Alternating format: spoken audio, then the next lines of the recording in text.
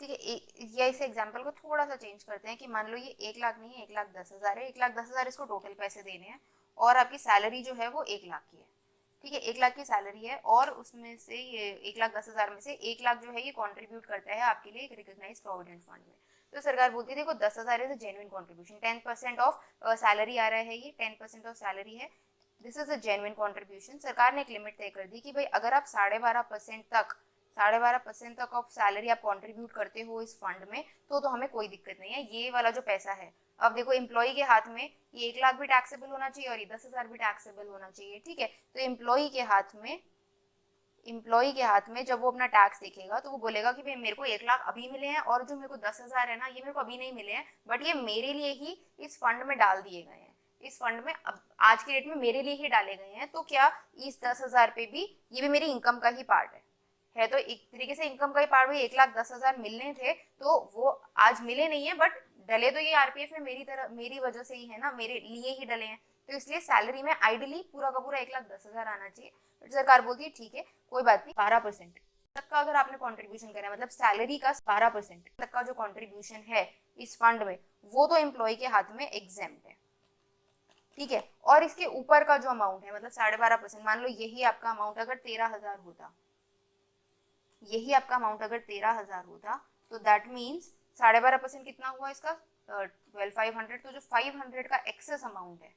Right, ये जो excess amount है इसको हम टैक्सेबल मान लेते हैं, इसको हम टैक्सेबल मान लेते हैं। अब यहाँ पे डालने का क्या लॉजिक था इसका, ये टैक्सेबल कितना हो गया मेरा 500 रुपए। अब इस पॉइंट ये deem to be received in India में यहाँ पे इसका क्या लॉजिक बनता है, तो सारा सैलरी का कॉन्सेप्ट है। यहाँ पे ये लॉजिक बनता है कि भाई देखो अगर ये एम्प्लॉयर फॉरनर है या एम्प्लॉय फॉरनर है, ठीक है, हम इसमें नहीं घुसेंगे, हम ये बोलेंगे कि अगर भाई आपका जो कंट्रीब्यूशन है आरपीएफ में, अगर आपका कोई कंट्रीब्यूशन है जो कि 12% से ऊपर है,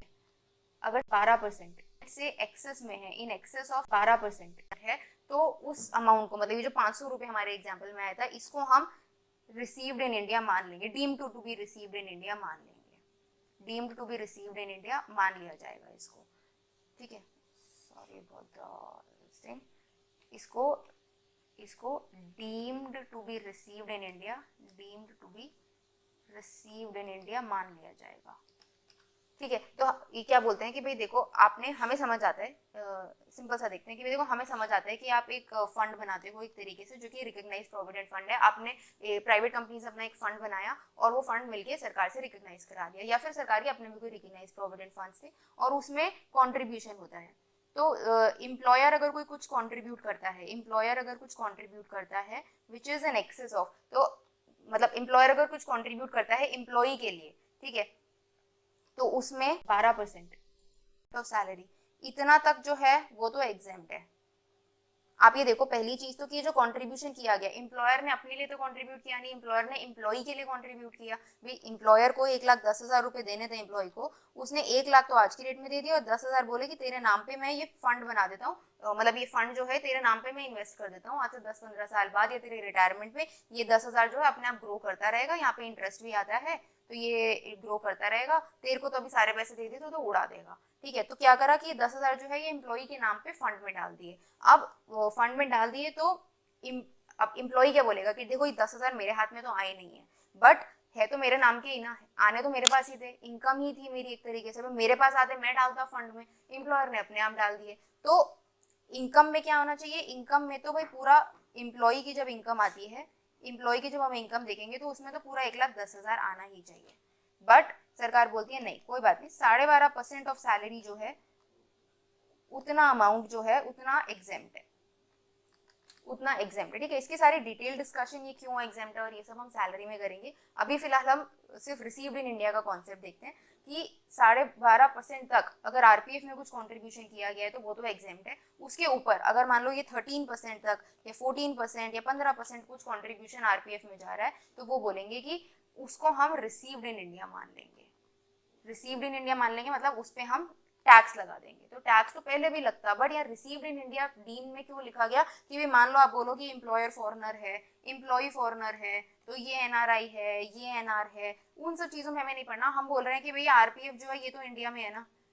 अगर ये फंड जो है ये इंडिया में है, रिकॉग्नाइज्ड है का मतलब इंडिया में है, रिकॉग्नाइज्ड का क्या मतलब हुआ कि भारत सरकार द्वारा मान्यता प्राप्त है। तो अगर ये रिकॉग्नाइज्ड प्रोविडेंट फंड इंडिया में है, इंडिया में बेस्ड है, तो इसमें अगर कोई भी कंट्रीब्यूशन जाती है which is in excess of 12.5%, 12.5% के ऊपर का अगर कुछ कंट्रीब्यूशन जाता है तो उसको हम रिसीव्ड इन इंडिया मान लेंगे और अकॉर्डिंगली उसकी आपकी जो एम्प्लॉय है उसके हाथ में इसको टैक्सेबल कर देंगे आज की डेट में। ठीक है, सेम चीज एक चीज और बोली गई कि भाई अगर ये और